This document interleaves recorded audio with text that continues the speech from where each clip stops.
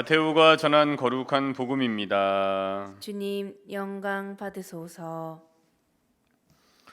그때 예수님께서 제자들에게 말씀하셨다. 내 이웃을 사랑해야 한다. 그리고 내 원수는 미워해야 한다고 이르신 말씀을 너희는 들었다.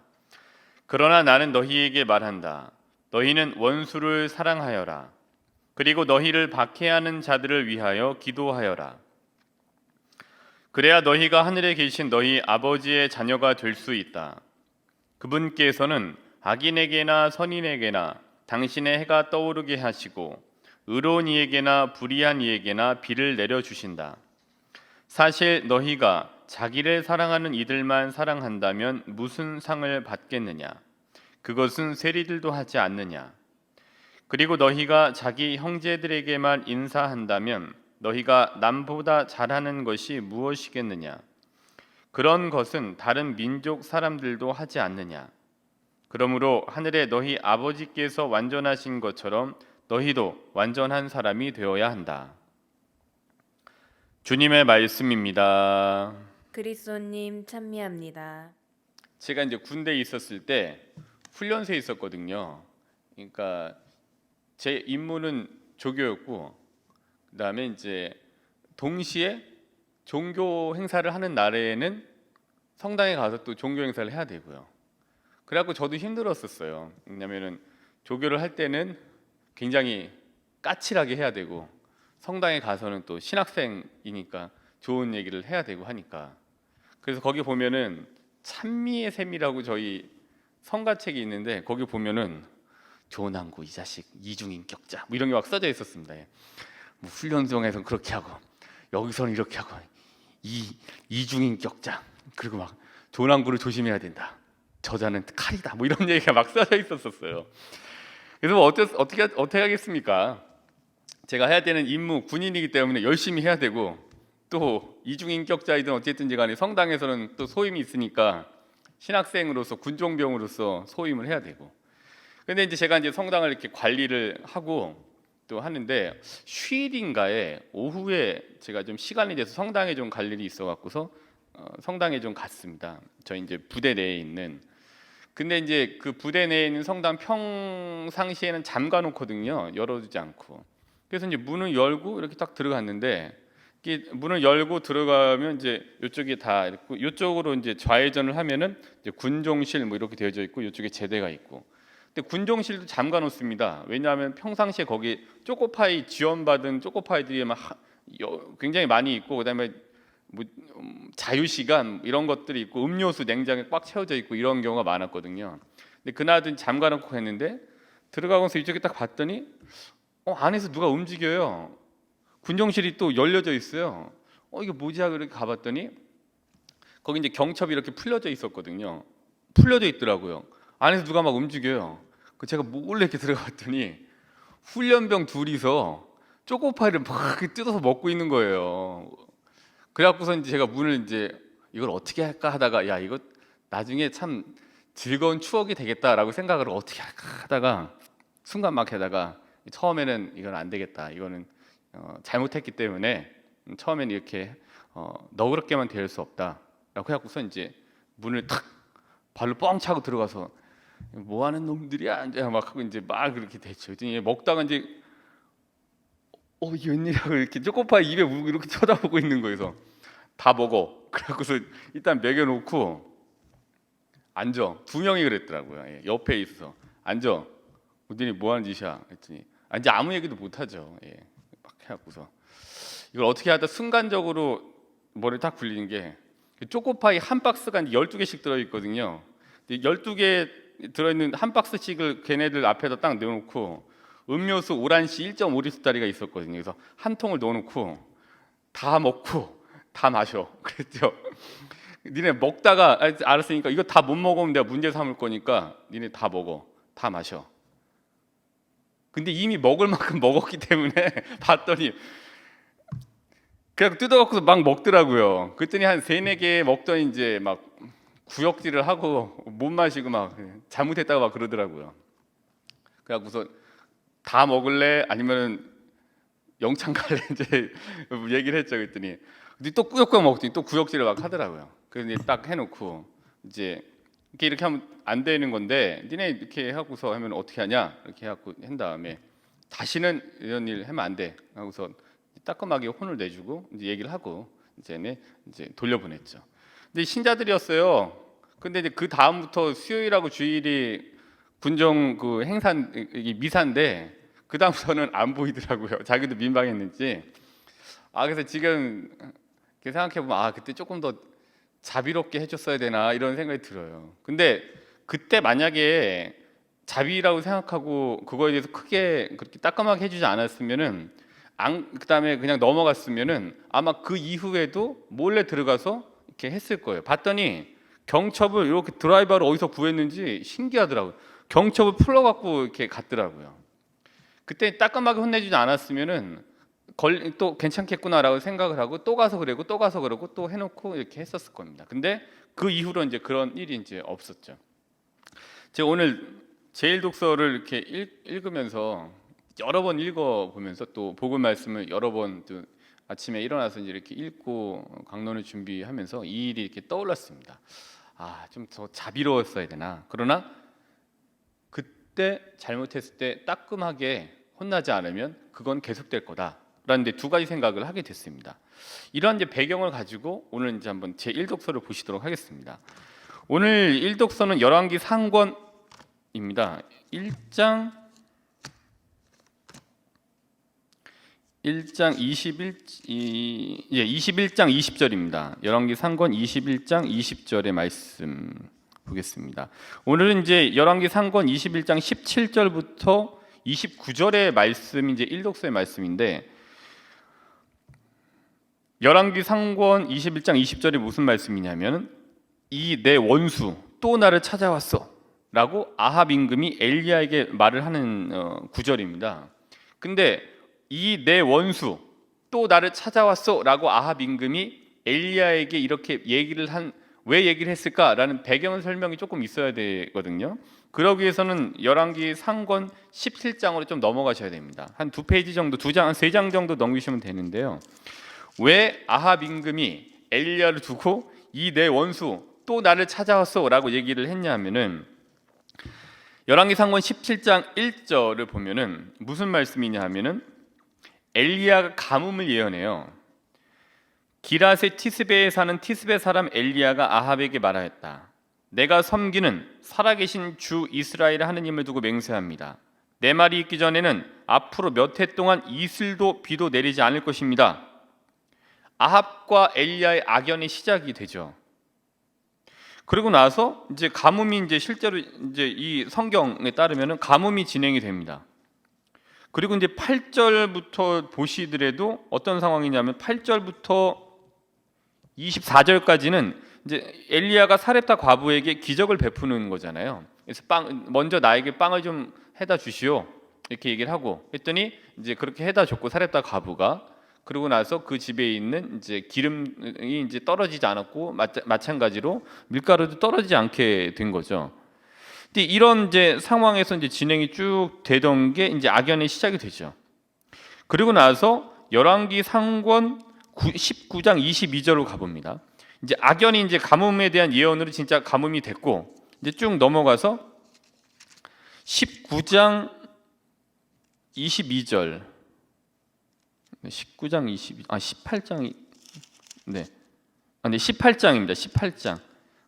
18장 이제 20절부터를 보시면 어떤 거냐 하면은 엘리야가 이제 까르멜산에서 바알 예언자들과 대결을 하는 상황이에요. 이 몇 번 말씀드렸잖아요. 이제 이 아합 왕, 그러니까 아합의 궁정 내신이었던 오바디아의 얘기에 따라서 이제 오바디아에게 엘리야가 이제 아합 임금에게 내가 이제 보고자 한다라고 해서 아합 임금이 엘리야를 만나러 왔고 그 자리에서 이제 뭐라고 얘기를 했냐면 엘리야가 바알 예언자들을 깔멜산에 모아달라. 그래서 이제 아합 임금이 그 얘기를 듣고 깔멜산에 이제 바알 예언자들 또 다른 종교의 이제 예언자들을 모으게 되는 거죠. 1대 다수. 그러니까 마치 다윗과 골리앗의 싸움처럼 이제 이런 구도에서 이제 있게 되죠. 이제 이런 상황에서 이제 니네가 할 수 있는 걸 다 해봐라 바알의 예언자들에게. 그래서 할 수 있는 걸 다 했잖아요. 근데 이제 비가 내리지 않았죠. 근데 이제 이때에 이제 엘리야가 물을 이제 제단에 3번 붓고 도랑을 파고 다 채우고 물을 또 붓고 이렇게 해서 기도를 드렸더니 불이 내려와서 결국에는 하느님께서 진짜 주님이시다라는 걸 밝히게 되고, 바알의 예언자들을 이제 어떻게 했냐면은 이제 이 키선촌에 데리고 가서 거기서 이제 바알의 예언자들을 이제 다 제거를 하게 되죠. 그러니까 일대 다수의 싸움에서 완전히 바알의 예언자들이 박살이 났습니다. 근데 이제 기득권이 박살이 난 거거든요. 근데 기득권과 함께 아합 왕도 분명히 예언자들, 이 많은 이 바알이라고 하는 이 예언자들, 이 바알을 믿고 있는 이 종교와의 결탁이 분명히 있었을 거예요. 근데 이런 자기의 기득권에 도움이 됐던 이들을 엘리야라고 하는 하느님의 예언자가 다 박살을 냈으니 이때 또 악연이 이렇게 된 거죠. 완전히 이제 박살이 됐습니다.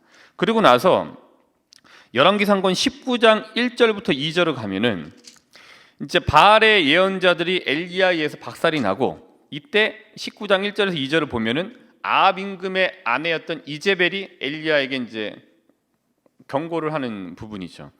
아합은 엘리야가 한 일과 그가 칼로 모든 예언자를 죽인 일을 낱낱이 이제벨에게 이야기하였다. 아합. 봤더니 이제 어제도 말씀을 드렸는데 이제벨에 대해서, 이제벨이 이제 뭔가 조짐이 좋지 않았고, 이제벨이 이제 관계를 짜서 당시에 있는 성읍의 귀족들과 원로들에게 얘기를 하고 불량배들을 고용해서 나봇이 하느님을 모독했다라고 해갖고 아합이 갖기를 원했던 나봇의 포도밭을 뺐잖아요. 봤더니 이제벨이 이게 굉장히 좀 간계를 많이 쓰는 사람이었던 것 같습니다. 아합은 또 애기처럼 이제벨에 가서 다 얘기를 해요. 아합은 엘리야가 한 일과 그가 칼로 모든 예언자를 죽인 일을 낱낱이 이제벨에게 이야기하였다. 이제벨은 심부름꾼을 엘리야에게 보내어 이렇게 전하였다. 내가 내일 이맘때까지 그들의 목숨과 한 가지로 만들지 못한다면 신들이 나에게 벌을 내리고 또 내릴 것이요. 이거 봤더니 굉장히 살기띤 거죠. 내가 널 죽일 것이다 라고 하는 살기띤 이 말을 전하게 됩니다. 그러니까 이렇게 엘리야와 아합은 악연이 있었어요. 그러니까 2번에 걸친, 뭐 더 있을 수도 있습니다만 정보에 따르면 크게 2가지로 나눴습니다. 성경 정보에 따라서 이렇게 2번의 악연, 결국은 엘리야와의 악연이 아니라 이제벨은 또 하느님과의 악연이었던 거죠. 하느님을 믿지 않는 자들에게 하느님과의 관계는 악연이 됩니다. 왜? 자기들이 해야 될 걸 하지 못하기 때문이죠. 어쨌든 이렇게 아합과의 악연인 엘리야. 그래서 이 엘리야가 이제 21장 20절에 이제 이 아합 임금에게 또 얘기를 하는 거, 나타난 거잖아요. 그러니까 이제 뭐라고 얘기를 했는지 나오겠습니다만, 그 얘기를 듣고 아합 임금이 이 내 원수 또 나를 찾아왔어. 또 나를 찾아왔어. 그러니까 2번의 악연 때문에 또 나를 찾아왔어라고 하면서 엘리야를 이제 보자마자 엘리야를 그냥 그렇게 생각하게 된 거죠. 이런 이제 악연이 있는 가운데 이런 얘기가 나오게 된 겁니다. 그리고 나서 어제 이제 나봇의 거를 이제 뺏었잖아요, 포도밭을. 그리고 나서 19장 19절에 이제 엘리야가 뭐라고, 주님의 말씀이 엘리야에게 내려서 뭐라고 얘기를 했냐면은, 주님이 말한다. 살인을 하고 땅마저 차지하려느냐? 그에게 또 이렇게 전하여라. 주님이 말한다. 개들이 나봇의 피를 핥던 바로 그 자리에서 개들이 내 피도 핥을 것이다. 라고 하느님 이제 이 경고가 있죠. 그 2번째 19장 23절입니다. 주님께서 이제 이제벨에게 두고 말씀하신 거예요. 아합 임금의 아내였던 이제벨. 주님께서는 이제벨을 두고 개들이 이스라엘 들판에서 이제벨을 뜯어먹을 것이다 하고 말씀하셨다. 2번에 걸쳐서 아합에 대한 경고, 이제벨에 대한 경고, 이제 2번의 경고를 하시죠.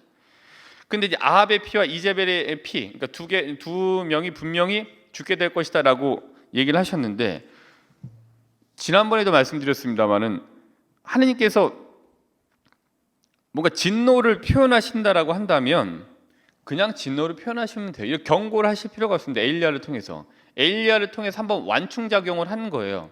그러니까 완충작용이 뭐냐면은 하느님 자비가 여기서 드러나는 거예요.